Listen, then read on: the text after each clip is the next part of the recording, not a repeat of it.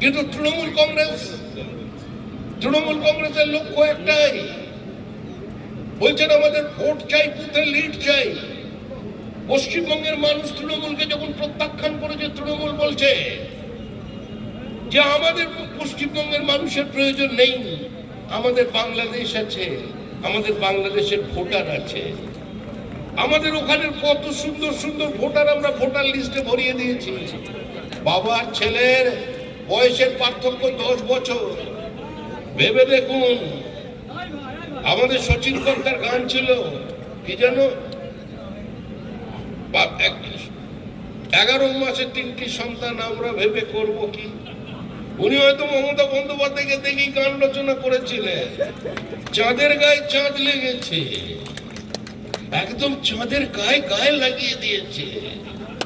মানে 10 বছরে বাবা, মানে 9 বছর বয়স থেকে একদম চমৎকার। দাদু ছোটবেলায় ভুলিনি, দাদু খায় নাতি খায় বিস্কিটের অ্যাডভার্টাইজমেন্ট। আর আমাদের ভোটার লিস্ট, সেখানেও দাদু খায় নাতি খায়। 42 বছরের দাদু আর 22 বছরের নাতি এবার অঙ্ক করতে শুরু করুন, 9 হার মেনে যাবে। ধৃতরাষ্ট্র ছিলেন 100 সন্তানের পিতা, 100 সন্তান। মুখ্যমন্ত্রী বলছেন এগিয়ে বাংলা, হাম কিসি সে কম নেই। উনি 7টা ধৃতরাষ্ট্রকে ভোটার লিস্টের মধ্যে ঢুকিয়ে দিয়েছেন, যাদের 100টি করে সন্তান আছে।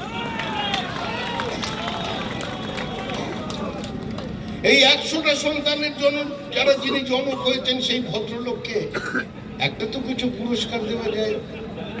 আচ্ছা, ওনাকে কি একটু পদ্মশ্রী দেওয়া যায় না? এই 7 জনকে, 11 জনকে তো দেশের পদ্মশ্রী পেয়েছেন, এদেরও তো দেওয়া উচিত। কোথায় যাচ্ছে পশ্চিমবঙ্গ?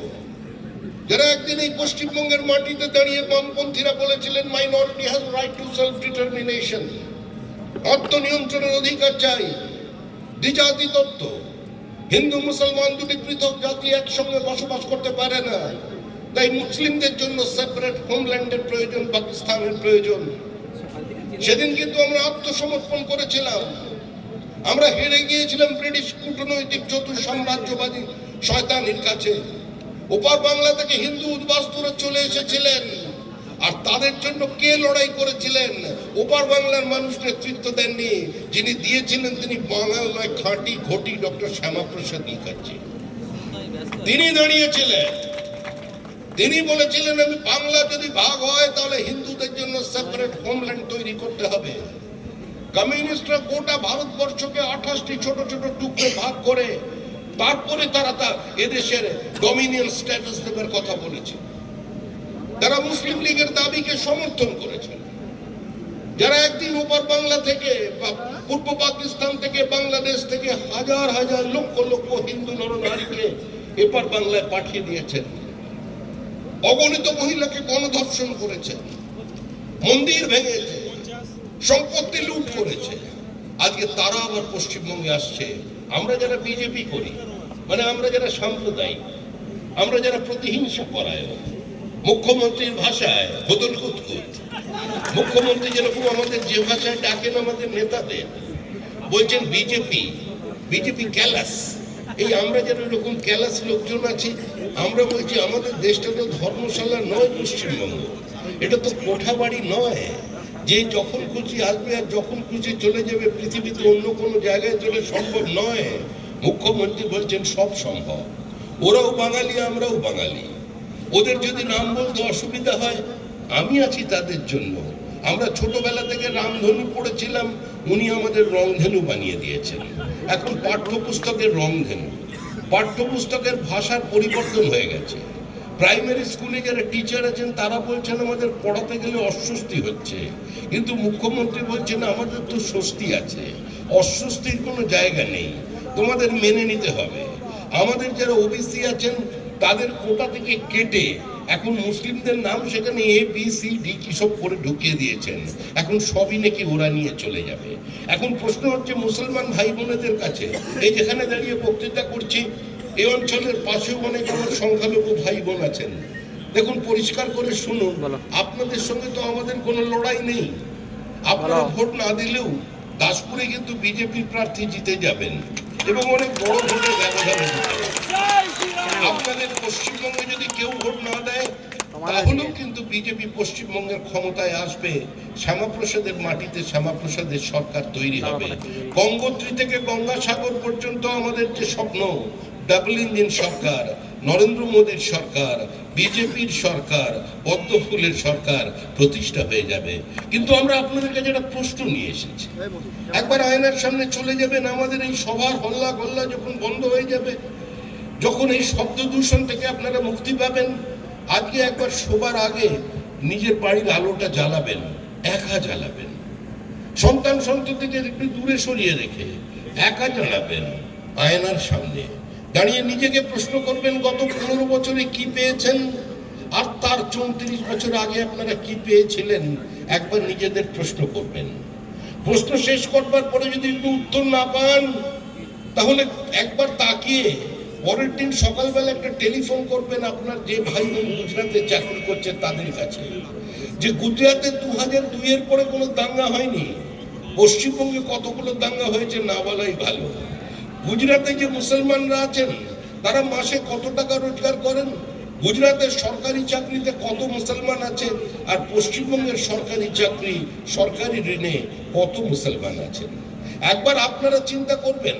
এবং আপনাদের সঙ্গে সঙ্গে দাসপুরের প্রগতিশীল বামপন্থী যারা আছেন, যারা আমাদের ঘৃণা করেন, যারা আমাদের সমালোচনা করেন, যারা আমাদের বিদ্রুপ করেন, সেই তৃণমূল কংগ্রেস একবার চিন্তা করবেন গত 3 বছরে পশ্চিমবঙ্গে যত রাজনৈতিক খুন হয়েছে তার মধ্যে সংখ্যালঘুর সংখ্যা কত? উত্তর একটাই, 95%। আর 95% যে সংখ্যালঘু খুন হয়েছে রাজনৈতিক খুন, তার মধ্যে 99% মানুষই বলছেন আমরা সিবিআই তদন্ত চাই, আমাদের সিআইডি চাই না, আমাদের পুলিশ চাই না, আমরা দিদির পুলিশকে চাই না, আমরা মোদির পুলিশকে চাই, কারণ খুন করেছে তৃণমূল কংগ্রেস। অর্থাৎ মরছে মুসলমান, মারছে মুসলমান। কারা তৈরি করেছে এই পথ? ওদিকে নয় ট্রাম্প বোমা মারছে, কিন্তু কাদের মাথার উপর দিয়ে গিয়ে মারছে একবার ভাবুন। ওখানেও মুসলমান মুসলমানকে মারছে। কেন এই পরিস্থিতি তৈরি হবে? আধুনিক পৃথিবীতে দাঁড়িয়ে আপনাদের নিজেদের প্রশ্ন করা উচিত। আজকে আপনাদের কাছে আমি প্রশ্ন করতে এসেছি, আপনাদের পরিচয় কি কলকাতা শহরে? যে রাজ্যে দেশে যে রাজ্যে একদিন নবাব বাদশারা ছিল, আজকে সেই রাজ্যের মুসলমানরা হয়ে গেছেন বস্তিবাসী। সরকারি হসপিটালে সবচেয়ে বেশি সংখ্যক কারা যান? দরিদ্র মানুষ। উত্তর একটাই, মুসলমান। সব শিক্ষায় সবচেয়ে বেশি পিছিয়ে আছে কারা? উত্তর একটাই, মুসলমান। থানার লকআপে সবচেয়ে বেশি কারা আছে? সমাজ বিরোধী কার্যকলাপে জড়িয়ে গিয়ে। উত্তর একটাই, মুসলমান। জেলে কত মানুষ আছে? হিন্দু কত শতাংশ, মুসলমান কত শতাংশ? ওখানেও এগিয়ে মুসলমান। দীর্ঘ 75 বছর ধরে বিজেপি তো পশ্চিমবঙ্গে কোনোদিন ক্ষমতায় আসেনি। দীর্ঘ 75 বছর ধরে আমাদের তো কোনো এমপি এমএলএরা আপনাদের এই অঞ্চলে দাঁড়িয়ে এত বড় সভা করতে পারেনি। কিন্তু তাহলে আপনাদের এই পরিণতির জন্য কে দায়ী, কারা দায়ী চিন্তা করবেন, তারপর ভোট দেবেন। দেখুন আসামের দিকে তাকিয়ে, ওখানে সংখ্যালঘুদের সংখ্যা 41%। কোনো দাঙ্গা নেই, কোনো সংঘর্ষ নেই। হ্যাঁ, তবে খারিজি মাদ্রাসাগুলো বন্ধ করে দিয়ে ওখানে মুসলমান ছেলে মেয়েদের ইংরেজি শেখানো হচ্ছে, ওদের ওখানে আপনাদের অঙ্ক শেখানো হচ্ছে, ওদের পদার্থবিদ্যা ফিজিক্স পড়ানো হচ্ছে। তারপরেও 2বার ক্ষমতায় এসেছে বিজেপির সরকার, আর 3য়বারের জন্য ক্ষমতায় আসতে চলেছে বিজেপির সরকার। কারণ কংগ্রেস পার্টিটা যারা লড়াই করবে সারা দেশে নরেন্দ্র মোদীর সঙ্গে, ওটা একটা পরজীবী হয়ে গেছে, প্যারাসাইট, একটা শতাব্দী প্রাচীন পার্টি। আজকে তার করুণ অবস্থা। যখনই নির্বাচন আসে আঞ্চলিক দলের কাছে চলে যায়, এখানেও হয়তো কাল পরশু চলে আসতে পারে দিদির কাছে। কংগ্রেসের একটাই বক্তব্য, যখনই নির্বাচন হয় কংগ্রেস বলে একটু এগিয়ে গিয়ে অন্ধকারে কাছাকাছি, যে वादा करो नहीं छोड़ोगे मेरा साथ, जहां तुम हो वहां मैं भी हूं, এইটা হচ্ছে কংগ্রেসের রাজনীতি। আজকে আমরা রাজনৈতিক ভাবে অধীর রঞ্জন চৌধুরীর বিরোধিতা করলেন, কিন্তু অধীর রঞ্জন চৌধুরী এই সরকারের সমালোচক, এই সরকারকে সরিয়ে দিতে চান, এ নিয়ে কারোর মনে কোনো সন্দেহ নেই। তাই অধীর রঞ্জন চৌধুরীকেই কংগ্রেস সরিয়ে দিয়েছে, কংগ্রেস এখন তাকে ঘরে ঢুকিয়ে দিয়েছে, দিয়ে এখানে বার্তা দিচ্ছে তৃণমূল কংগ্রেসে, আমরা আছি, আমরা চলে যাইনি, এই রাগ করেছ, ডেকে চলেছে। কংগ্রেসের ডাকে কেউ সাড়া দেবেন বলে আমাদের জানা নেই।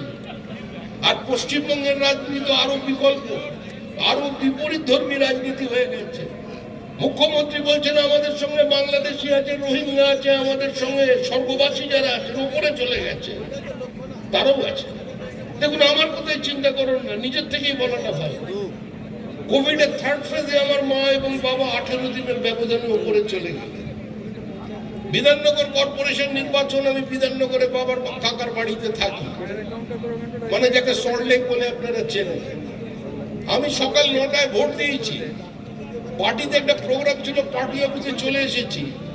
সন্ধ্যা 6টার সময় জানতে পারলাম আমার বাবা মা, আমার কাকা কাকিমা 4 জনেই হাতে হাত ধরে, কি ভালোবাসা, তারা বিকাল 4টের সময় এসে ভোট দিয়ে চলে গেলেন। আমি এই দুর্ভাগ্য আমি কি করে ধরে রাখবো? আজকে এই যে মানুষগুলো আমাদের মায়া ত্যাগ করে উপরে চলে গেছেন, দিদি বলছে যে তুমি কেন এরকম বলছো, উনি তো তোমার বাবা ছিলেন, মা ছিলেন, উনি তো কারোর কাকা ছিলেন, কাকিমা ছিলেন, কেউ তো কারোর প্রেমিক ছিল, ওদের নামটা ভোটার লিস্টে রেখে দেওয়া যায় না? উনি সেই জন্য ধর্নায় বসে পড়েছেন, বলছেন উপরে যারা চলে গেছে, আমরা যেরকম পিণ্ডদান করি বলে তোমরা পিণ্ডদান করো, গয়ে যাও, আমার এখানে জগন্নাথ আছে দীঘায়, আমি ওকে বলে এসেছি, ওনাকেও তো ধরে নিয়ে চলে এসছে এখানে। জগন্নাথ দেব বলছেন এত বড় টুপি কেউ কোনোদিন আমার পড়াতে পারেনি। ফ্যামিলিতে গন্ডগোল লেগে গেছে জগন্নাথ দেবের। সুভদ্রা বলরাম তো বিদ্রোহ করেছে যে তুমি ওর কথা রাজি হলে কি করে, বলে রাজি নেওয়ার কোনো উপায় নেই, না বসলে উনি বসে পড়তেন ধর্নায়, তখন আর এক বিপদ, আমার মন্দিরের দরজা বন্ধ করা যেত না। আবার যদি ওনাকে কিছু করতাম তাহলে বলতেন উনি বাঙালিদের উপর আক্রমণ হচ্ছে, এখন আবার বিজেপি শাসিত স্টেট, তখন আবার বাঙালি উড়িয়ার গল্প শুরু করে দিতেন, কিছু করার নেই, সেজন্য তারা উনি থেকে গেছে। মুখ্যমন্ত্রী বলছেন এরা সবাই ভোটার লিস্টে থাকবে, আর তার জন্য উনি ধর্নায় বসে গেছেন। মুখ্যমন্ত্রী জানেন উনি চলে যাচ্ছেন, উনি চলে যাবেন, ওনার যাওয়া নিশ্চিত, কারণ মুখ্যমন্ত্রী কোনো প্যারাট্রুপার পলিটিশিয়ান নন।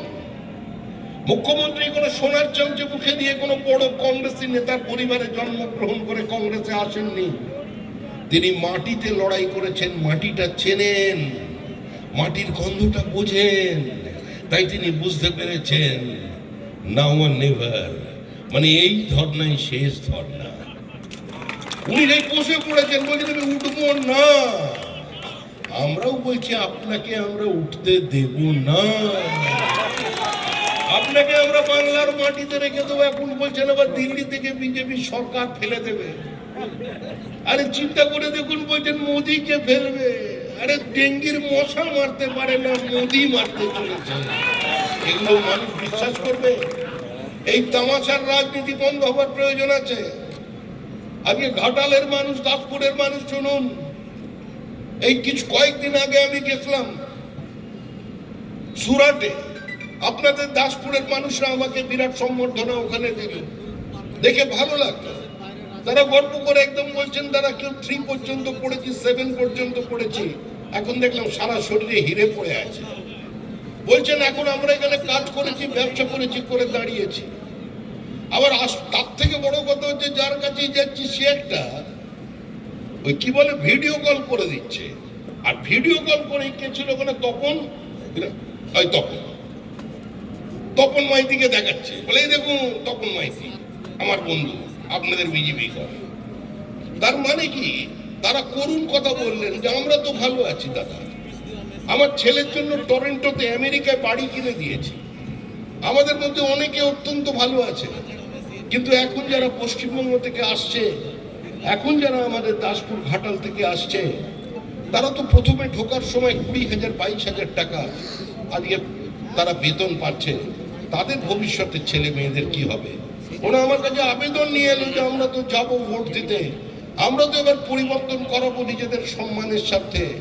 কারণ আগে আমাদের লোকে বাঙালি বাবু বলতো, এখন বলছে আমরা তো জানি তৃণমূল কি, আমরা তো জানি তোমাদের মুখ্যমন্ত্রী কি করেছেন কি করছেন, তোমার ঘাটালের মানুষগুলো কিরকম, দাসপুরের মানুষগুলো কিরকম, তোমরা এটা এদের এখনো রেখে দিয়েছো। বলে এ লজ্জা কি লজ্জা দাদা কল্পনা করতে পারবেন না। বললেন কি চাই? ওনারা বললেন আমরা চাই যে নতুন যারা দাসপুর থেকে আসছে তারা তাদের ছেলে মেয়েদের ভালো স্কুলে পড়াতে পারছে না, কি করে পড়াবে? তাই সেজন্য এখানে অনেক প্রাইভেট সরকারি স্কুল আছে, বিল্ডিং ছেড়ে বড় বাড়ি তৈরি করে নিয়েছে। আপনি একটা স্কুলের ব্যবস্থা করে দিন যেখানে first language English, second language Bengali এবং আরেকটি ভাষা গুজরাটি শেখানো হবে।